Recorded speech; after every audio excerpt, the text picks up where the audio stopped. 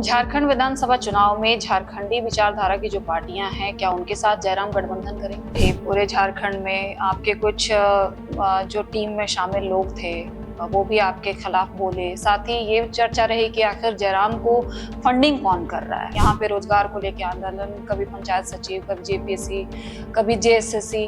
आपने कोई परीक्षा दी? कभी आपको इस आंदोलन, चुनाव के पहले जो आंदोलन रहा उसके पहले की बात करें, जब आपने ये विचार नहीं किया था, तब कभी ऐसे आंदोलन का हिस्सा रहे आप?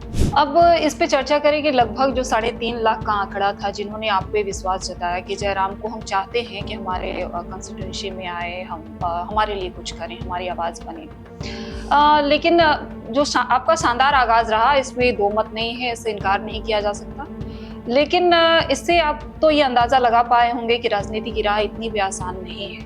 युवा तो आधा यही सोचकर राजनीति में नहीं आते कि नहीं, राजनीति में बुरे लोगों की जमात हो गई है, अच्छे लोग राजनीति से कट चुके हैं। तो अगर आप में अच्छाई है और आपको लगता है कि आप राजनीति को बेहतर दिशा में लेकर जा सकते हैं, तो आपको आना चाहिए।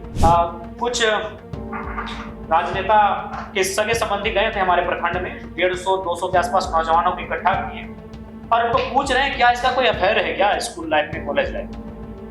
तो मतलब कहां तक वे लोग जा रहे थे पॉलिटिक्स में, चीजों को समझिए। मुश्किल से कहीं कहीं रेयर होता है कि 2 नाम के प्रत्याशी एक जगह दिखते हैं, लेकिन यहाँ ये क्यों हुआ था? 4 जयराम महतो, मैं अगर होता तो 5वां। देखिए गिरिडीह में आप कहीं भी जाके देखिए, एनडीए ने कभी इंडिया पे आरोप नहीं लगाया, ना इंडिया वालों ने कभी एनडीए पे आरोप लगाया। जबकि इससे पहले के चुनाव यही होता था कि एनडीए का आक्रोश इंडिया झेलती थी और इंडिया का आक्रोश एनडीए झेलती थी। लेकिन यानी मेरी माँ ने हर एक वो काम किया, बस ये हल का बुट्टा। चूंकि हम लोग जिस समाज से आते हैं वहाँ एक ये सोच है, परंपरा है कि स्त्री हल को नहीं चला सकती। हाँ। अगर ये प्रतिबंध नहीं होता तो शायद मेरी माँ हल भी चलाती। मैंने उस दौर को देखा है कि मेरे फैमिली में 20 साल कोई पुरुष गार्जियन ही नहीं था। क्यों नहीं था? ना मेरे पिताजी और मेरे दादाजी का डेथ एक ही ईयर हुआ। अपने लोगों ने बगावत कर दी जो कुछ आपके साथ नहीं, वो अपने नहीं थे। अपना हम क्यों मानेंगे? 2 साल पहले हमसे जुड़े थे। सोशल मीडिया से लेके इंटरनेट तक, और खासकर हाईकमान किनके बीच मचता है? जो लोग पॉलिटिकल पार्टियों में हैं। जनता ने मुझे स्वीकार किया है। आज तक अभी भी आप ग्राउंड रिपोर्टिंग करने जाइए, अगर उसने वोट नहीं भी दिया है तो मेरी सराहना करता है कि लड़की में दम है। आप जल जंगल जमीन और रोजगार के मुद्दे पे आए, जनता आपके साथ कितना खड़ा दिखी इस चुनाव में? जनता का आभार है, दिल से आभार। ये रोम रोम ऋणी है जनता का, और उस ऋण को उतारने के लिए हम अपनी प्राणों की आहुति भी देने के लिए तैयार है। और अभी तक हमने 13 अगर केस खाया तो जनता के लिए खाया। बिल्कुल जनता मेरे साथ खड़ी रही, सीना ठोंक के खड़ी रही, आशीर्वाद देके खड़ी रही, और चंदा और जन समर्थन के साथ साथ धन समर्थन देके खड़ी रही। जनता का आभार। ये प्रेम भारत के इतिहास में, झारखंड के इतिहास में शायद किसी को नसीब होगा। तो विधानसभा का चुनाव नो डाउट टफ होगा, लेकिन जो टफेस्ट ना हो उसमें यूथ को पार्टिसिपेट ही क्यों करें?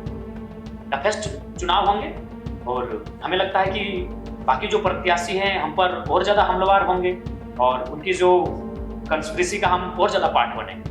अभी बहुत सारे हाथ कंडे अपनाए जाएंगे, ना जाने बहुत सारी ऐसी चीजों को इम्प्लीमेंट किया जाएगा, नए नए तरह के वीडियो आएंगे, नए तरह के ऑडियो आएंगे, ना जाने क्या चीजें घटित होंगी, इसको लेकर आप कह नहीं सकते।